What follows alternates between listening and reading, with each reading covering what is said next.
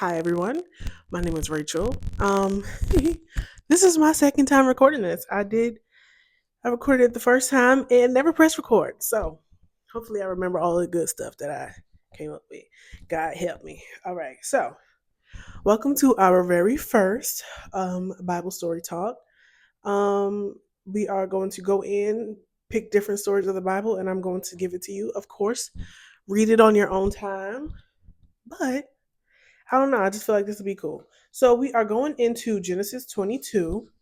Our last episode of the podcast, we were talking about how sacrifice is better than obedience. So I'm sorry. No, obedience is better than sacrifice. Obedience is better than sacrifice. Um, so I decided, you know what? What better story to go with this than Abraham and Isaac? Yes, Abraham gets tested. So we're going to Genesis 20, the 22nd chapter of Genesis, verse is 1 through 19. And here's a little background story. Abraham is old. Like, Abraham is 100 plus. Abraham is old. Abraham's wife is old, real old. God came and promised Abraham that he would be the father of many nations, and him and his wife, they'll be having some kids. His wife laughed, Sarah laughed, because she done went through the change. She's menopausal. She's not having her monthly. Like, what do you mean I'm having a baby? I'm 100 and something years old. That time is done. I'm barren. She laughed. Remember this. Fast forward, she has a son named Isaac. Isaac means laughter because one, she laughed the first time she was told that she will be a mother. And then she realized that once she tells people this story, they're going to be laughing too. So she named her son Isaac. So now that's just a little background story to get us to where we are.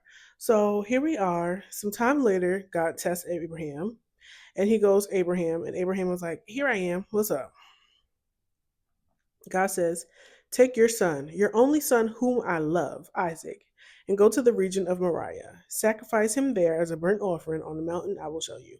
Hi, by the way, my name is Rachel Moriah. Yeah, my parents was in that Bible real bad. Now, mind you, when Sarah found out, when God told her that she was gonna have a baby, she laughed, right? And sent her servant to have a baby by Abraham. Now that was a whole mess. So now I need some of my Bible scholars or somebody to explain to me why they said take your son, your only son, if he had a son with the maid. I don't get that. Somebody help me. I'm gonna have to ask my daddy that. So listen at this. The next morning, Abraham got up and loaded his donkey. He took two of his servants and he took his son, and they grabbed their wood and everything they would need to set their burnt offerings. And they went on and looked for the mountain that God would, tell them is the right one. On the third day, they found it.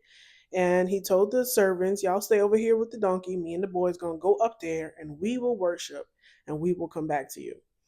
Let's just take a pause there. Because, first of all, verse 3 said, early the next morning, God told Abraham, he told him on Thursday evening. Friday morning, Abraham had gathered his stuff and he was going. Now, talk about being obedient the first time. That's next level. And then he says, "Stay here with the donkey. Me and the boy will go over there. We will worship and then we will come back to you." What do you mean we will come back to you if they told you you were going to kill that baby? That's next level faith also. Because they told you the baby was going to die, but he trusted God's promise that he will be a father of many nations. So obviously, even if the boy dies, God going to bring him back because he promised me this, right? Amazing. Um, that's what I'm talking about, faith. That's trusting God right there.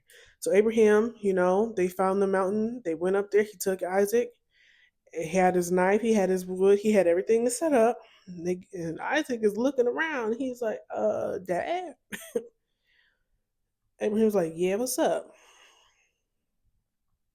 I see the firewood, see the knives, to see everything we need. Where's the lamb that we supposed to be sacrificing?" Abraham was like, "Oh, don't worry. God himself will provide the lamb." And that's a sign right there. When your common sense and everything in you was looking around like, what is going on? Isaac asked his daddy and trusted that answer, even though it looked crazy to him. We need to start trusting our Heavenly Father the same way Isaac was trusting his earthly father. Moving on. He goes, but God will provide the burnt offering, my son. Don't even worry about it. So they get up there, right? Abraham done built this altar. He done got the wood arranged. He got everything all set just perfectly. He grabs his knife and he grabs his son. And just as he was about to kill his own son, the angel was like, "Hey, Abraham, Abraham." Abraham was like, "Here I go. What's up? What we doing?" Angel said, "Do not lay a hand on that boy. You do not need any. Do not lay a hand on him. Do not do anything to him. Now that I know you fear God, because you have not withheld your son, your only son." So Abraham looked around, and this is where it comes from. Abraham looked around, and there in the thicket he saw a ram caught by its horns. He went over, took the ram, and sacrificed it as a burnt offering instead of his son. So Abraham called the place the Lord will provide. Until this day it is said, "On the mountain of the Lord it will provide. It will be provided." And that's why all of the old saints feel like it's always a ram in a bush, because it was literally the nick of time for little Isaac. Abraham was about to take him up out of here, and just in the nick of time, God provided a ram in the bush. Apply that to your life. Just when things is about to, when it's looking like it, all right, this is it. Here comes a ram in the bush. Just like that lady in the Bible, she was like, "Listen, this all I got. Me and my son gonna eat and die." Sight, here comes somebody to help you. Here comes that ram in the bush. Just trust God to know that even in the nick of time, He gonna show up and show out, because His timing is not our timing. He got a whole different type of time clock as us. He got a divine clock. Okay. When they say He may not come when you want Him, but He's always right on time, Isaac knows exactly what they're talking about, because Isaac was almost here no more. All right. So then the angel of the Lord called to Abraham the second time, and he was like, "And I swear by myself, declares the Lord, that because you have done this and you have not withheld your son, your only son, I will surely bless you and make your descendants as numerous as the stars in the sky and the sand on the seashore. Your descendants will take possession of the cities of their enemies, and through your offspring, all nations on earth will be blessed because you have obeyed me." So, what did we learn? Here's some morals to the story. Let's go back. Number one, you got to trust and obey God the first time. Abraham, God told Abraham, "You're going to have a son." He gave him the son. Now God is like, "Hey, go kill your son." The next day, Abraham went to go and kill that baby. The next day. After going through all of that, he still trusted God and he did it. Um, and he trusted God so much that he told the servant in verse 5, he was like, "Y'all stay over here. We're going to go worship God and we will both come back to you."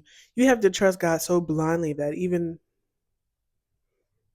when it don't make sense, he just trusted him. He was like, "Okay, yeah, I'm gonna kill him, but God has the power to bring my son back." Like, that's next level trust in God that we all need to aspire to have, myself included. That's why I say we. Um, and then to reiterate that in verse 7, when Isaac was like, "Dad, I see the wood, I see the fire, I see everything, I see the altar. Where's the lamb?" Sometimes in our natural vision, our natural seeing, when you look around, it doesn't make sense.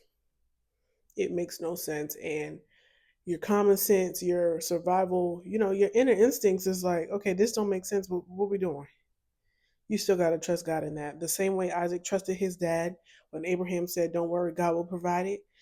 How he just blindly trusted his dad and just went on about his merry way, even though on the inside he knew that something wasn't right.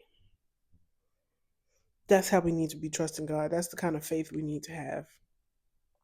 Um, and then we need to remember that there's always a ram in the bush. God always shows up just in the nick of time. Sometimes you could be down to your last. Sometimes you have spent your last. But trust that God will make it happen. There's been times where I had nothing. And I'm like, "Okay, God, I just need some gas money so I can get to work." Gas money come out the clear blue sky. The clear blue sky. You got to trust God with every single thing. He can always make it happen. Um, and lastly, trust God to fulfill every promise that He's made. God made the first promise was you'll have a son. Boom, here goes Isaac. Then after, all of this situation, he goes, and don't you worry, because you showed me that you trust me. You love me over your own child that I gave you. You will be the father of many nations. Basically, every promise that God gives you, it will come to pass. He's not a liar. He has to fulfill it. There are things that are done in the Bible simply to fulfill the prophecy. God will not let the prophecy go unfulfilled. That's just not how he moves. He don't if a promise is made, he's gonna keep it. Shout out to him for not being like a regular people and be lying left and right. Um he has to fulfill every promise that he made.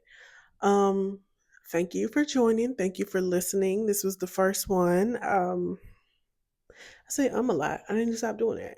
But thank you for tuning in. Go ahead and like, share, subscribe, join the family. We are growing, and the community that I'm trying to build here through God. Talk back to me. If y'all know the answer why they kept saying his only son when he had a son with the maid, tell me something. I don't know. Again, thank you for watching. Like, share, subscribe, and I will see y'all for the next part. I don't really know what we're going to call this just yet, but we will see you in part 2 or story number 2. Bye. God bless you. Mwah.